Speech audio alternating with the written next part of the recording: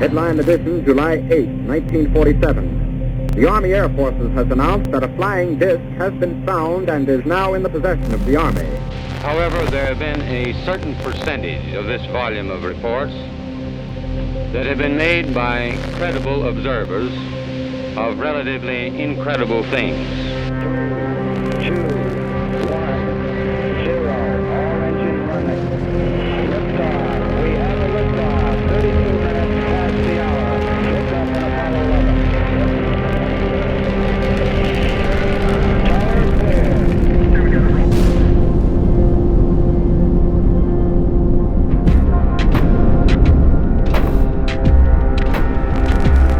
But other sightings apparently were taken more seriously. And one in particular, an incident called the Rendlesham Forest Incident, also known as Britain's Roswell. This was in 1980, shortly after Christmas, when a few American airmen who were stationed in the UK reported seeing a UFO. A huge, solid, diamond-shaped object they described as 100 foot long, hovering silently in the sky above them. There is very compelling evidence that we may not be alone, whatever that means.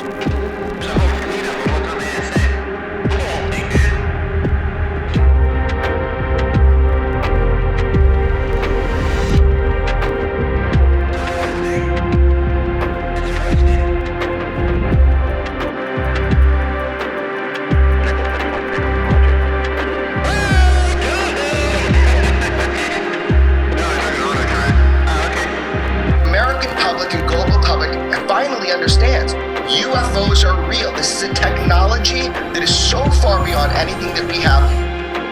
Reportedly appear to exhibit unusual flight characteristics, appear to demonstrate advanced technology. Arrow is the culmination of decades of DoD, intelligence community, and congressionally directed efforts to successfully resolve UAP encountered first and foremost by U.S. military.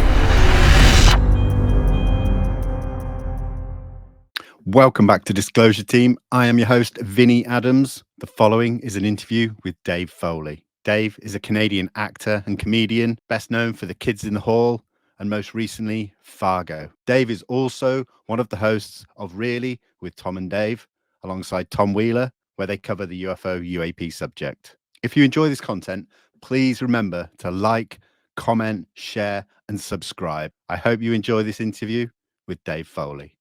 Well, Dave, thank you so much for joining me. I'm really looking forward to this conversation. Well, thanks, Vinny. Me too. Yeah, it's great to get to talk to you directly. Yes, yeah, because we were on a panel last time, I think with Jeremy and a few other folks. Yeah, and a lot of those guys wouldn't shut up. Hey, some people like to talk, especially when it's UFOs.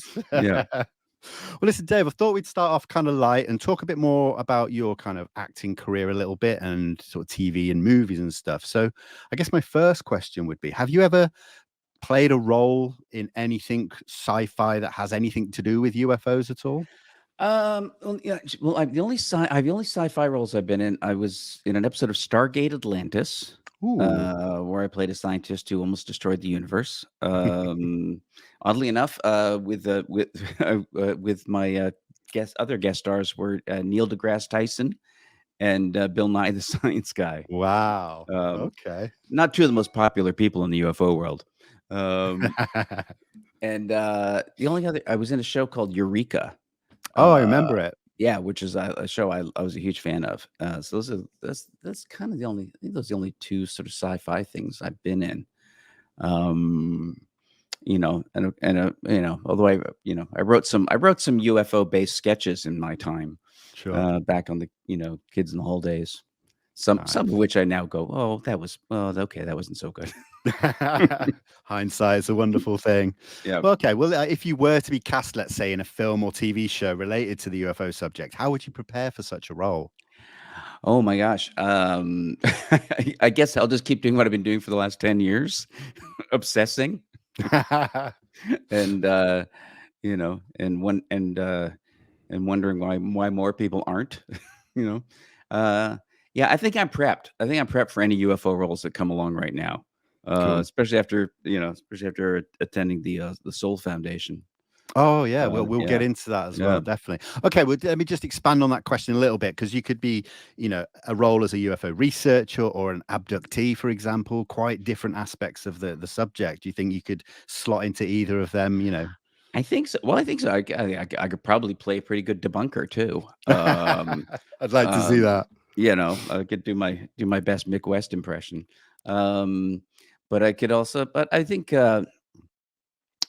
yeah, I mean, I guess I have, I guess I have more than many of the roles I've played in life. I've had far less prep for.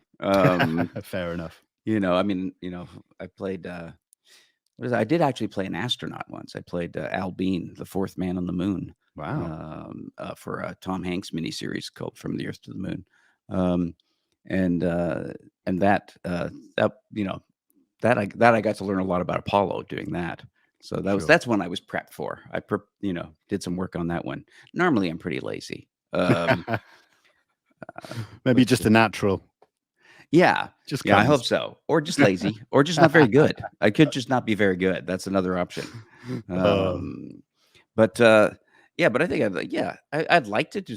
In fact, I've thought about trying to write something on the UFO subject a number of times, like something more, something bigger. And still could still talking about it with my maybe with my podcasting partner Tom Wheeler. So I know he wants to write something on the that'd be subject too, amazing. because he's a great he's a novelist who's written sort of novels that dealt paranormal stuff, and great showrunner. So he's Amazing. very talented. And also my old friend, I know, started working on something a long time ago with my old friend Dave Thomas from the SCTV show that all the that Catherine O'Hara and Eugene Levy and John Candy all came out of. But yeah, definitely it would be fun to do something in that area. Yeah, Yeah. absolutely. In fact, I recently was talking with Michael. I don't know if you ever heard. Michael Ian Black, comedian Yes, from the yes. state. Yeah, he and I have been talking about trying to write something on the UAP issue or UFO issue as well. He's I into think it. that there needs to be more, I think, as well. Definitely Yeah. needs to be covered more. But Yeah. I mean, let's think about the entertainment industry as a whole. Do you think it's contributed positively or negatively over the years for like the public perception of the UFO subject? Oh, mostly negatively, I would say. I think. I mean, I think the entertainment industry has been a pretty useful. I guess the term is useful idiot for the template of the Robertson panel back in the 50s. We were with I guess with some people with full knowledge, but I think most of us without knowledge, manipulated into putting forward the notion that anyone who experiences UFO sees a UFO is crazy, and they're all toothless hicks in trailer parks, and and they're all ridiculous, and they should be mocked and marginalized. And I think comedians in particular, I think, have done a tremendous job at causing pain to people who've had UFO experiences for decades and decades. So in some ways that's I'm trying to redress that history a little bit as a comedian. That's fair enough. That's fair enough. Well, let's look on the positive side of it, because I mean, everyone has their kind of favorite UFO related movie or TV show. So Yeah. what would yours be? Well, I'd say probably Close Encounters is my favorite movie. Although I'm a big fan of the classic The Day the Earth Stood Still. And again, the thing is that The Day the Earth Stood Still is mischaracterized really as a UFO movie. It's not really a flying saucer movie. It's a Christian movie. It's it's a Christ story, flat out. Yeah. His name John Carpenter, and the alien, that's his pseudonym that he takes. I think it's John Carpenter. I forget, to be honest. Yeah. It's been a while. It's But definitely been basically, a while. J.C. Carpenter, Jesus. Yeah. He's killed by the military, and then comes back to life. So the whole thing is, it really is a Christ story. Yeah. Which I, like many atheists, I love a good Christ story. Yeah, every now and again, can't hurt. It's a great narrative. It does feel to me that a lot of the really good movies, like the two you mentioned there, they were made some time ago, and it seems that we really haven't had anything even close to that in more recent years. Yeah, I guess we kind of sci-fi moved I remember being, being angry when I saw the advance press for Star Wars, and going, they're setting sci-fi back. We're going back to just Space Wars. Come on, we've come so far. Then of course they turned out to be great movies. But I guess then with like Independence Day, kind of seems like sci-fi became more action adventure. Yeah, than sort of the kind of sort of sociological, analysis that I kind of like in sci-fi. No, I agree. I'm the same. Absolutely. Okay, let's move on to this one. I think this is a really good one. All right. If you were to choose any like historical figure from the UFO world, so your J. Allen Hyneks, etc., if you were to choose one of them to play in a UFO related biopic, who would it be and why? I think I'd like to play George Knapp. Oh, you know what? I had a feeling you might say that. I think so. Of course, I can only play him, for about the last 15 years of his life. They'd have to get someone else to play him as a young man. But that would be fun to play George. Because he's certainly been a pretty significant figure in the last 30 years of the UFO story. Of course, it also, J. Allen Hynek would be fun too, but or who else would be good? I'm too old to play. Is it James McDonald? Yeah, I'm too old to play him now, but that would have been when I was younger. I could have played him. I mean, so during these who do you think I should play? What would you say? I mean, that's a good one. I'd Who like would you to cast see me Nab. as? I definitely could see Nab. I think it'd be great. Yeah, and George is a friend of mine, so that would be fun. Yeah, well, you did recently did a 3-part interview with him with Tom on your show, and I mean that was amazing. Really good to see you sat down with George in person, and I find those. That's what happens when you lock the door. George had no way out. Yeah. But no, we'll get into that a little bit later. Yeah. But during these sort of last like 10 years or so, when you've been really kind of into this subject, but also on set or doing some work, have you discussed the subject with your fellow actors and colleagues? For the most part, not until not till recent years. And I've worked with people who've had I worked with Kurt Russell. Wow. Who had a pretty significant incident in his life where he was like the first pilot to call in the Phoenix Lights incident. Sure. Yeah. And then he kind of just didn't even think about it for the next 20 years. Yeah, it's crazy. Yeah. And it's like since I started talking publicly about UFOs, it's been surprising the number of people who've kind of come out to me about their experiences or talked about like personal experiences they've had, or just talked about the fact that they take it seriously but that they don't really want to talk about it publicly. Like there's a lot of people I know like in show business who have had experiences who still won't talk about it. So the stigma exists still. The stigma is still pretty strong. And I've certainly experienced it. I know there are certainly people who, because I talk about it, are are now dismissing me as a UFO nut.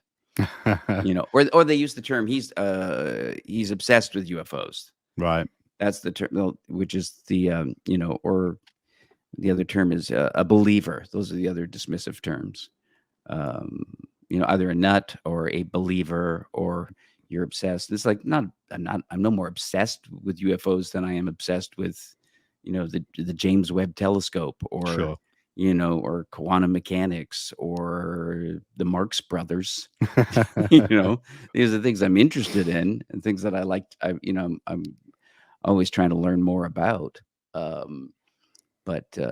Obsession implies that there's no discernment between what's likely and what has evidence and what you just want to believe. Yeah, completely agree. Yeah, there's all of these sort of code words that have been carefully designed to be dismissive, which is annoying. It is. It is, absolutely. So, you mentioned there, since you kind of came forward and talking about this, so when did the subject first enter your life compared to when you first started actually speaking out on the subject? Well, I'll give credit. The first really entered my consciousness due to an old British sci-fi series from 1971, from when I was a little kid, called UFO, which was the Right. first place I heard the term UFO, and it was a Jerry Anderson. Is that Jerry Anderson, who made like the Thunderbirds Are Go, all the marionette series. Sure. He did all of those. And this was his first live action show, and it was set in the far future of 1983, where cars had gull wing doors, and unattractive middle aged men were considered sexy. So I remember watching that, and that was like the first time, and it was weird because the UFOs in that show were these sort of conical shaped, UFOs with lights spinning around the bottoms of them, and and it was this organization that's job was to battle these UFOs whenever they came into the Earth's atmosphere, so that was my first consciousness of it, Right. and then as the years went on, again, watching movies like, The Day the Earth Stood Still, because as a movie buff, great movie, should point that out. Yeah. And then later, movies like, Close Encounters of a Third Kind had a big impact. And it seemed like here it was the first movie that was sort of taking accounts of UFOs experiences and seriously putting them into a narrative. Yeah. And then, the fact that you even have like J. Allen Hynek kind of advising on it, and of course doing a cameo. Yeah. So that was, that kind of moved it more into more serious thought. And then, it kind of went up and down. I was interested in it, but then it would feel like, you'd hear the debunking stories, and you go, oh, really? Oh, okay. And you kind of ignore it for a bit. And then like the Phoenix Lights came along, and that one where just the debunking went, well, that doesn't make any sense. I don't understand, the flares thing, and the fact that it's so easy to divert the press. That was one of the things I went, really? So, all right. So there was a huge UFO sighting. Thousands of people saw it. It traveled over 200 miles, over several hours. But then we're saying it's flares, and no one in the press said, well, is it possible that the military in the area set off some flares so they could say it was flares? It seems like a pretty easy thing to do. They've got the flares, and then they can show photos of the flares going behind the mountains and go, see how it matches. And then the press will go, oh, okay, never mind then, So, and that was one where I went, maybe I need to think about other stories that I've ignored, as well. So that got me sort of taking it seriously, and and I remember talking about it back in those days with my co-star on news radio, Joe Rogan. We used to talk about UFOs quite a bit in those days. Nice. And then I remember the French Cometa report came out. That got that, which for people who don't know, but probably most of your listeners know, it was the French report done by a panel of police, scientists, psychologists, military, studying all the UFO incidents in France. And after their study, they came up with the conclusion that UFOs are real, and the most sensible explanation is the extraterrestrial hypothesis. And that came out, and again, nobody paid attention. Sure. Which has always been part of the story that amazes me, is the nobody paying attention part. And for years, I didn't know anything about the Robertson panel and the deliberate campaign to make sure no one paid attention to it. Yeah. But so that got me interested. And then it sort of wavered in and out. And then I saw James Fox's movie Out of the Blue, which was kind of, to me, the first exposure I had to sort of the historical accounts, right? And the sort of well-documented military encounters with UFOs. And after watching that, I was sort of then I was in. It was going, oh, okay, this is it's crazy not to be interested in this. Like that truly is a kind of madness to ignore this subject. and it is, if there is any kind of mass hysteria that's ever existed, it is the ignoring of the UFO story. And I think it's the only documented case of mass hysteria, on record. Yeah, no, that's right. So when did you first start talking publicly and more open about it? I think really just after seeing that movie, I just started talking about it and trying to see if anyone else was paying attention. And I started thinking, well, I got to seek out sort of other credible sources of information. Then I found, watched others of his movies, read Leslie Kane's book, which I can never remember the title of. It's very long. UFOs, generals, pilots, and the rest of it. Yeah. And so, which was a fantastic book, and very, where you're just hearing from very credible people telling these stories that there's no reason for them to lie about, and that there's backing data on all of them. So that got me talking about it quite a bit, and then sort of looking for things online. And I remember finding Ryan Sprague's podcast and Alejandro Rojas's podcast were two where I thought, well, these seem like rational people where I could get some information. Yeah. And that's part of my, my sort of going deeper in it. And then, and then I was booked up to do Joe Rogan's podcast. And it was one of these things where I texted Joe the night before I was going to do it, because I was going to do it to promote another podcast I was doing. And so I texted him in the evening before I was going to say, "Hey, Joe, you'll be excited to know that I'm deep into UFOs again." And Joe texted back, "It's all bullshit. I'm totally off that bullshit. Those people are all fucking crazy." I was going, "What?" And he told me that when he was doing his Joe Questions Everything show for, I guess, Netflix, and I think maybe his producers kind of lined up as many crazy people as possible for him to interview, and thinking that was good television. So he was dead set. He was really off the subject entirely. And I started recommending movies for him to watch. Right. One of them being, at that point, Out of the Blue, and at one point I think I also recommended Jeremy Corbell's movie about Bob Lazar. And I think around 4 a.m, I get a text from Joe saying, "I'm back in."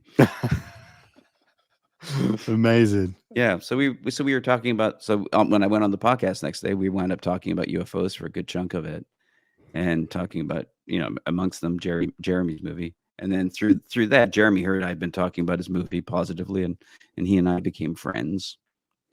And then I wound up invited out to the Storm Area 51 event. Okay. Yeah. Yeah, which is where first time I really hung out with Jeremy and met George, which was really fun.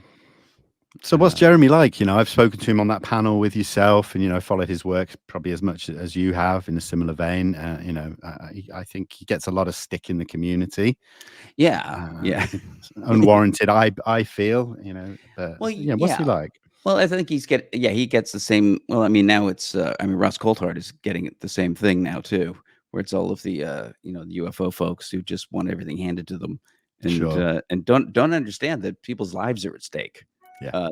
That there are actually threats to, people who have the information are living under threat. Not just threat of their careers being destroyed, threat of their families being endangered, threat of their lives being endangered. And so in order to be able to get to, for people like George and Jeremy and Ross, now Ross Coulthard, who's become, really become pretty prominent. They got to protect people, and they got to protect information. I mean, I know for a fact that there's stuff that, we all know now that George and Jeremy were sitting on stuff that they had for years that became the 2017 New York Times story. And that George had been read in on OSAP. Yeah.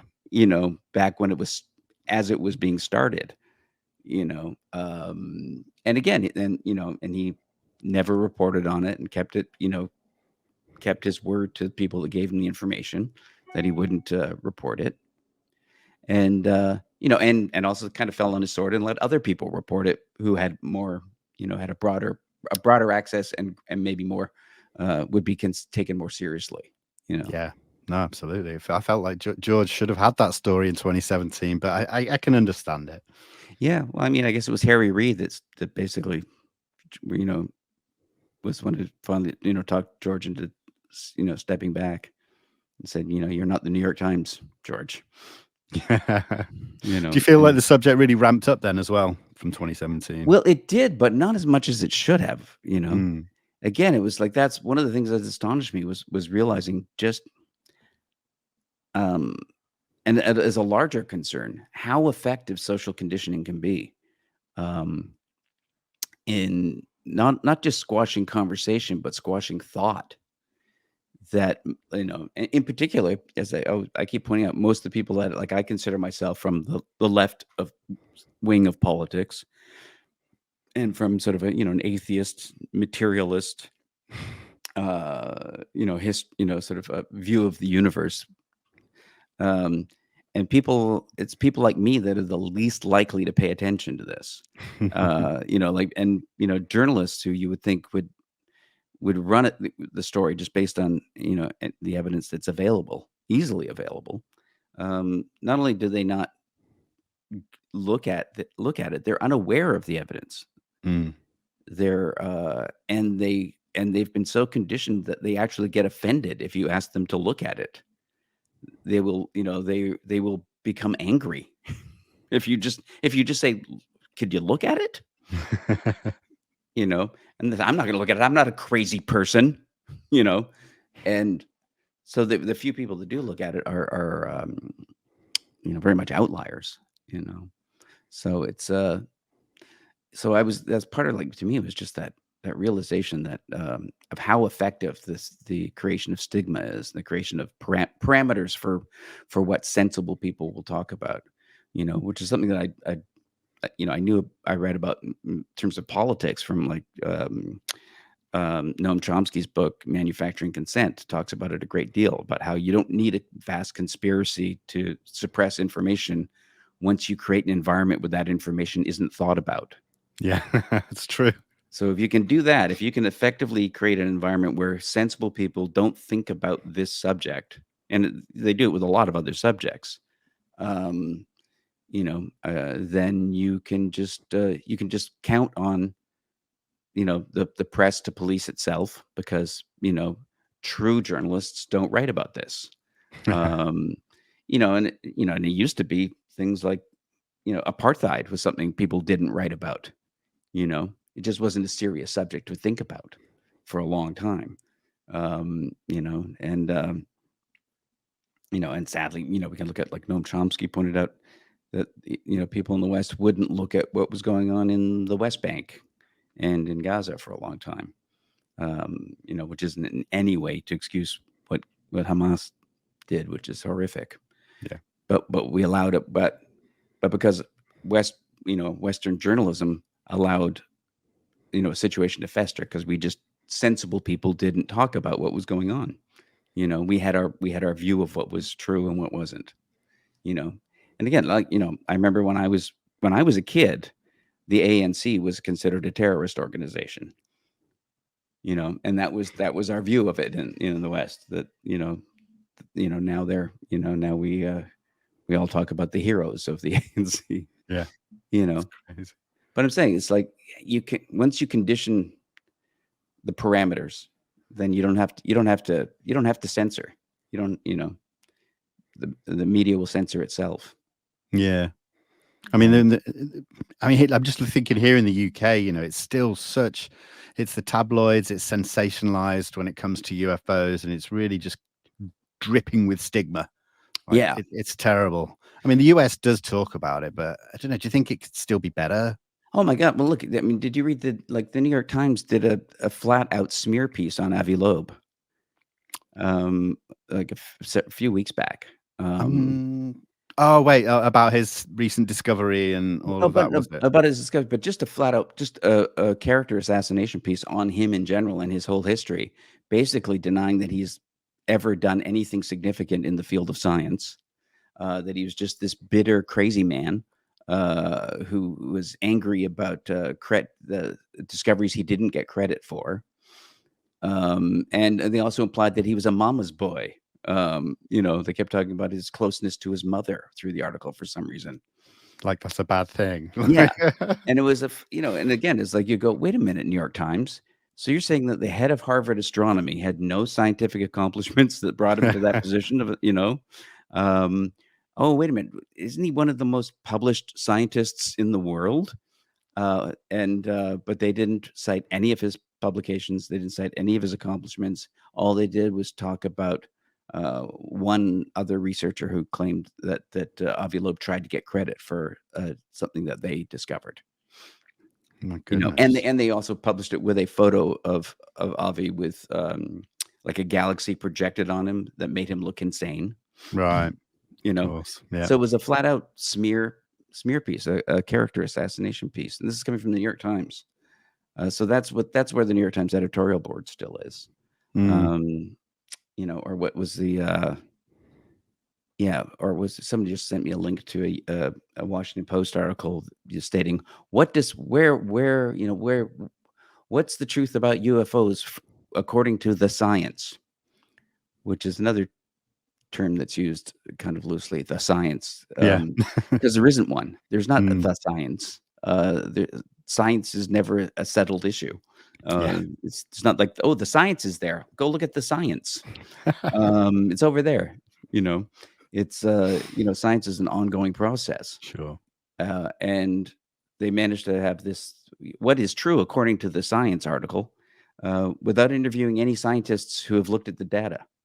Like not one quote from Michio Kaku or Gary Nolan or Avi Loeb or Jacques Vallée, who people forget is a scientist. Yeah. Or any of the scientists who have like studied it, or looking into the history of a scientist like J. Allen Hynek. So somehow the science doesn't include those scientists. I'd say the mainstream press is still pretty pathetic and lazy in its coverage. Yeah, no, absolutely. And I think one thing I've struggled with in the past few years is that when we did start seeing, but like the original New York Times article 2017, and then we see these big networks picking up, doing news stories on it, which haven't been always terrible in my eyes, but people automatically say, well, if it's on this network, it can't be true. And it's just like that we've been crying out for years to see it on mainstream. And then when we do, we hate it. Well, like the 60 Minutes piece was great. Yeah. Well, you can't make, you should know, you can't make the UFO community happy about anything. It's true. Yeah. And there's so much, there's just so much, turf being protected, and the absurd, the absurdity of people who think everything is a dark op and everything's a psyop or, that they're only telling us this now to distract from inflation. And I went, distract who? Just you? Yeah. Because I don't know if no one else is paying attention. Only the UFO community is paying attention. So if they're using UFOs to distract from inflation, it's a pretty dumb strategy. Since we can't get anyone to pay attention to it, or that it's a ploy to get more military funding. They don't need ploys. They get more funding than they ask for every year because politicians on the left and the right fall all over themselves to prove that they love the military more than the other guy. So true. every year they get billions more than they ask for. The Pentagon's at the point where they're going, please, we don't have anywhere to put it. No more money. So it's ridiculous to say that it's being disclosed. The disclosure that's coming about is to create a threat narrative for more military funding, because they have China. They don't need UFOs. Yeah, absolutely. Yeah. I mean, let's just go back. You mentioned, we're talking about journalists and the media. We talked about George Knapp earlier, who's been in the game for such a long time, and obviously he really set the UFO community alight back in the day with the Bob Lazar story, which I'll hold my hands up and say I flip-flop back and forth on Bob Lazar all the time. And I just wonder if it's that story will ever get to the bottom of it. Is it 100% true? Is it not? Like, where Yeah. do you kind of lie with that? Well, I sort of, one of those things where I mean, you can't really know. I mean, the only thing I can say is that anytime I've never met Bob Lazar, but anytime I've seen him interviewed, he seems like a perfectly reasonable, sane, intelligent person who has not tried to profit from this story and has basically tried to get himself out of the public sites for the last 30 years. So I don't see any evidence that he has lied or that he has any incentive to lie. So and increasingly everything he said keeps being shown to be true. Yeah. So even if you believe he's a fake and that he wasn't really working at Area 51, which there is documentation that he was working there. So even if you believe that, then you got to wonder, well, then how did he know all these things that that seem to be correct, that seem to be meshing with things that are coming out now with David Grush, that there seems to be an awful lot of stuff that just lines up perfectly, or even, I see someone like David Fravor who's hung out with Bob Lazar and said, yeah, he knows what he's talking about. What he's describing is what I saw, is what I chased, So he's saying, it moved the way Bob said these things move, so that, that all to me goes towards Bob's credibility, Yeah, no, I agree. I mean, go on. Sorry. No, I was just gonna say, and George was not immediately inclined to believe Bob Lazar when he met him and interviewed him, and he did his research and he kept finding evidence that supported it. So, I'll defer to George to a great extent. Yeah, no, I agree. I think that's where we'll have to go, because I think after this amount of time, it almost seems like that'll be one of those stories that we never get to any further down the road with. And then I look at it like, well, whether it's true or not, he's kind of brought the UFO subject into a bigger realm. Yeah, and it's one of the things, that's part of my journey with UFOs. There's always something that I'll take comfort in thinking I can ignore, and then not long after, it's like, oh, I can't ignore that. What? There might be something to that, and I was that way with the abduction part of the phenomena. Right? Well, maybe I can I don't really need to believe Whitley Strieber, do I? And then as time goes on, you go, oh, okay, yeah, that all sounds like pretty good evidence that something's going on. That seems like, it does seem like too many people are having these experiences for it to all be bullshit. And even recently with those bloody Peruvian mummies. Oh God, yeah. At first, but it's one of the things where you go, at first you go, oh, okay, at least, all right, Jaime Maussan, I can ignore this, right? And then all these studies come out on the mummies saying, well, there's no indication that they've been manipulated in any way. They seem to be perfectly contiguous and intact skeletons.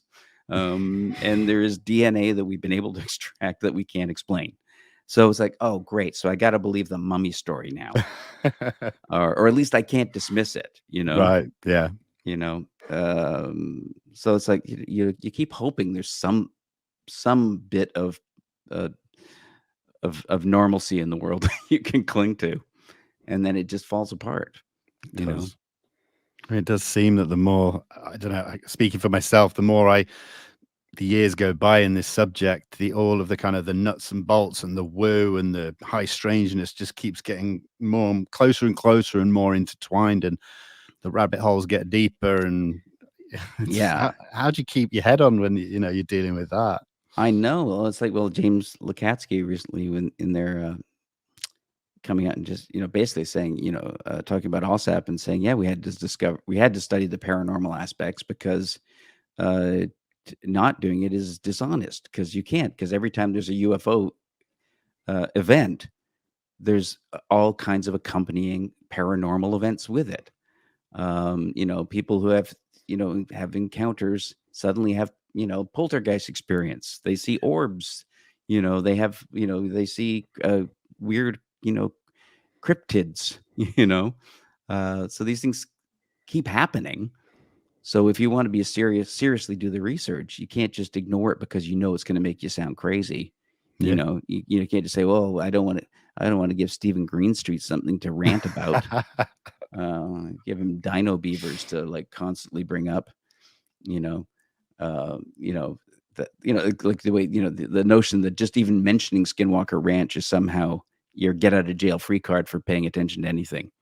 And Mm. and even now, you look at the Skinwalker TV series, and there's there's stuff that they're revealing on that show that should be front page news. The stuff I agree. that they're Yeah. showing that should be drawing in every scientist in the world. When you fire a rocket up and it hits something invisible 30 feet in the air, and none of the debris continues in an upward trajectory, everything comes down. That's weird. And they've got it on film, on high speed film. The fact when you have really sophisticated LiDAR that suddenly has a black hole in the middle of it with Sure. no explanation, where everything else is there, and that no one seems interested in looking at that data. I mean, that's crazy. That It truly is. is crazy. That is a pathology in the scientific community. That is a cult-like behavior. When I was a teenager, I had a friend who was in a cult, and he got into it because he wanted to learn how to play Neil Young songs. That's how he signed up to take guitar lessons. They were going to teach him how to play Neil Young songs. But after really just a short time in this cult, anytime you would question him on the cult, like I'd be like on the bus with him, and I'd say, "Well, that doesn't make sense." He would just go into a trance. Oh my goodness. And he would just stay like that until you weren't talking to him anymore. And that is precisely what the scientific community keeps doing and what the journalistic community keeps doing. That, and it is, to me, like having experienced it from this friend, it just looks like cult-like behavior. I've been in rooms with a prominent scientist who and media figure who just heard the phrase UFO expert and became enraged at a Wow. dinner party. Like just hearing the phrase enraged him. And to the point where I thought, I'm not gonna broach the subject. There's no point. Yeah. Like he didn't know that I was, involved with the subject and the community. But I thought, this isn't gonna go well. No. I'm just gonna have a nice dinner. Yeah, that's a sign that it's over before it started if someone gets that upset. Yeah, well, and and you look at Neil deGrasse Tyson in interviews berating people and yelling at people. I mean, that's not scientific behavior. He's not presenting an argument for anything. He's just yelling at people. He's like just shouting people down at this point. Yeah. And it's funny, you get the other people on the other side, don't you, who say, well, you guys are just a cult of believers because you blindly believe. And I mean, I don't get into back and forths, but the way I look at that is that, I believe there is enough evidence to continue looking into the possibility that there is something to this. Well, yeah. Well, if you want to look at a bizarre parallel, like 15 years ago, they figured out that 95% of the universe is missing. Yeah. And so when they realized the 95% of the universe was missing, the scientific community's response to it was to make up something. They just made up dark matter. They just made up dark matter and dark energy out of nothing. There's no evidence for it at all. Sure. The only evidence is indirect evidence, which is that galaxies don't look like they should according to the amount of mass that's in them. Yeah. So instead of being embarrassed, they just made something up, and now billions of dollars is being spent to investigate dark matter. And we really don't have any real hard reason to believe it exists. Yeah. But it's crazy. But that is considered sane science. Or as Avi Loeb points out, how much money has been spent trying to prove string theory over the past 25 years. We built, the Large Hadron Collider, and basically have gotten very little out of it. We got the Higgs boson, which we figured was there anyway. Exactly. Yeah. So, and no one says, well, that was a waste of money. So it's just bizarre that this is the one area that the scientists have this huge block against. And it's not like they have to believe it, or they can prove it wrong. Exactly. But this notion that it's not our job to prove it wrong. It's nobody's your job to try to figure out what's going on. It's like, like the notion that you can just say it's impossible, therefore it isn't happening. Which is usually what scientists does, is go, that's something that seems impossible is happening. Let's see if we can figure out why it's happening. Right. It's how we figured out things like, germ theory, we used to believe in, what was it? Parthenogenesis? Was that what it's called? I'm trying to, that when a piece of rotting fruit rots, that the creatures that rot it, are created by the fruit rotting. Okay, right. That used to be what science believed. But then there was the notion that, well, it's impossible for like living creatures to just spring into existence. Yeah. So they studied they said, well, because that seems impossible, let's figure out what's really happening. And that's how we learned about microbes. So, we should, if something impossible keeps happening, that should be, like catnip for scientists. Right. Yeah. But it's Totally not. agree. One day, hopefully. Yeah. I think That's with things my like, with things like the Soul Foundation that you mentioned earlier, I think that these are kind of maybe going to be the gateways, the doors that will open to scientists kind of going, okay, maybe I'll take a look. And yeah, it might be like the parallel to like the early the Copenhagen convention, to looking at quantum mechanics, physics. That I think that the Soul Foundation might be something akin to that, where you had suddenly all these very smart people getting together and comparing notes on things that they couldn't figure out, and that they're trying to figure out. And that seems like the better approach. Like, yeah, like I know, like Kevin Knuth gave a great talk on just analyzing the data from the Tic Tac event, right, and just analyzing, just doing the math and figuring out, all right, well, if this is what all of the instruments say happened, and it's backed up by eyewitnesses. So we have this data from multiple sensor systems that something dropped from 28,000 feet to like 6 feet above the water in 0.78 seconds. So he just did the math to calculate how much energy would be involved in that, and what would be the median speed. Like if you assume that it accelerated from 0 to a certain speed and then back down to 0, what was the speed at the halfway point? Sure. And then also asking questions like, well, with the amount of energy, basically, I think he calculated that it was equal to all of the energy produced by nuclear power in the United States. I think over a year or something in that one maneuver. Yeah. So if all that energy was there, and he also asked, like, where did the energy go when it stopped? There should have been, when something with that much energy suddenly stops, it should have exploded. But it didn't. Again, something impossible. Let's try to figure out what's the engineering behind it. How do you manage to do these things? And it was just a very rational, looking at the data and doing the math, and saying these are the energy levels that are present in this phenomena. So something to be curious about. That's amazing. I mean, this is the kind of, I like the fact that conferences in general seem to be going this way. It's not just people standing on stage giving wild stories, which I don't really have a problem with that either, to be honest. But it's nice that we're able to get more now, and it is data related as well. Yeah. Yeah. And it isn't people who claim to be hybrids, but don't seem to have any kind of insight. Yeah. it's not, yeah. And as I kept saying, and there was no one was selling crystals anywhere. Nice. You know, it was like 8 hours a day of just smart people giving lectures Yeah. based on the data that they had come up with. So, and it was nothing.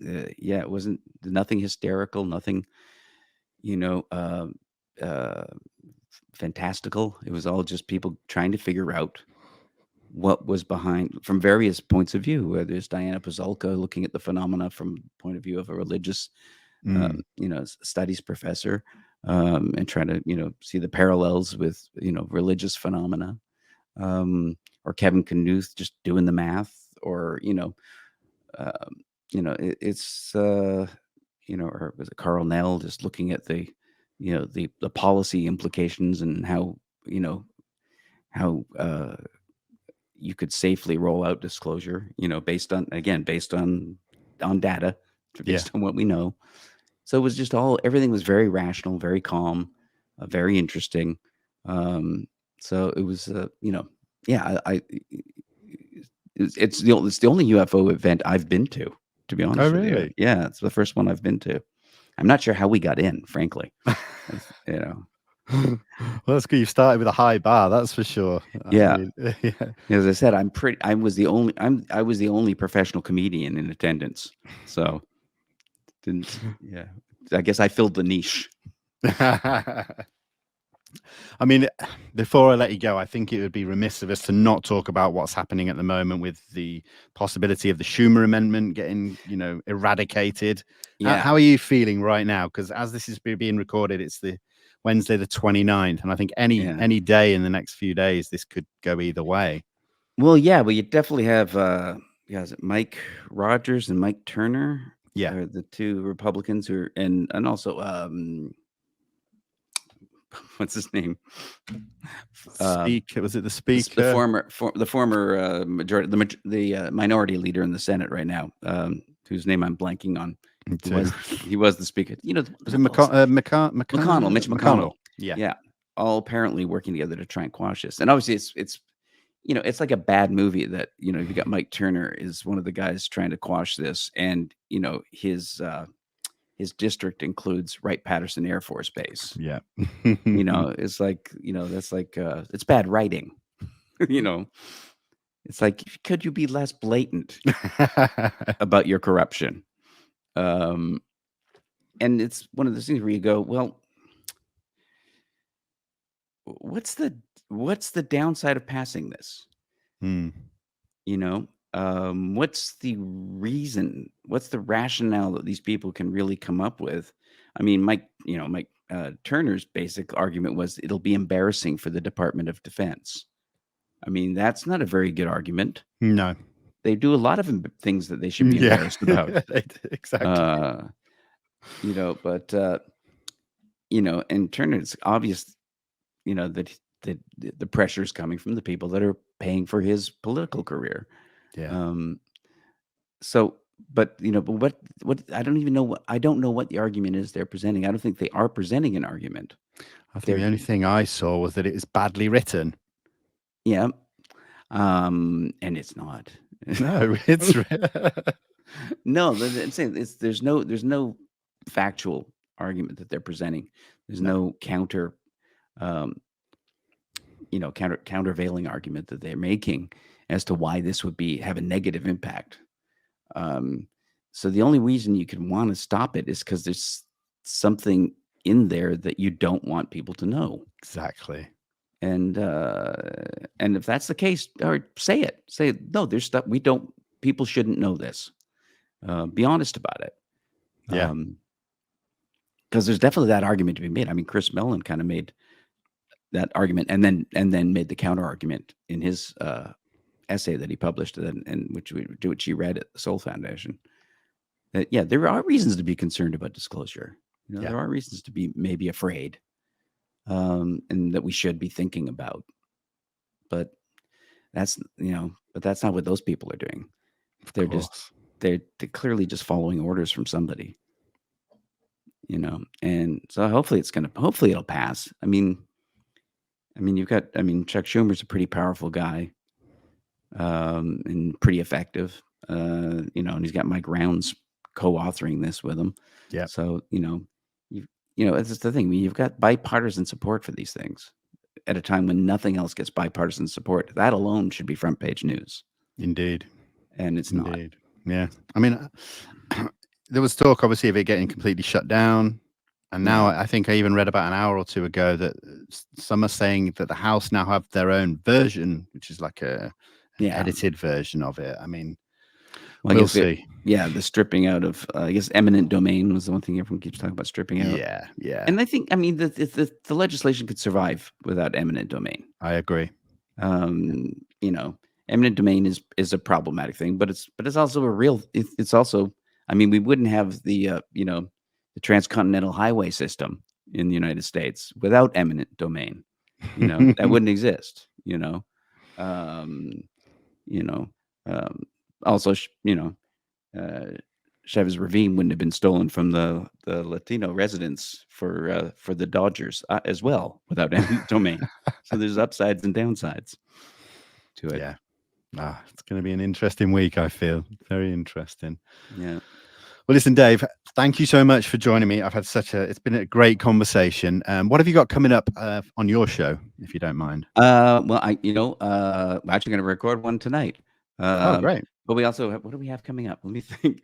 My memory is so bad. Well, we have a couple of episodes where we're recapping the Soul Foundation. Excellent. I think the George ones. What else? We talked to somebody recently. I can't remember now. I forgot what we've done. But there's stuff coming up. No, I'm looking forward to it. I'm a big fan of the show. I'm going to put all your links in the description as well, so everybody watching this. Well, thank you. I'm a fan of all the work you're doing. Thank you so much, man. I appreciate it. Thank you so much. Enjoy the rest of your day. To everybody watching this, thank you so much, and we'll see you on the next one. Thanks a lot. Okay. Goodbye. Bye-bye.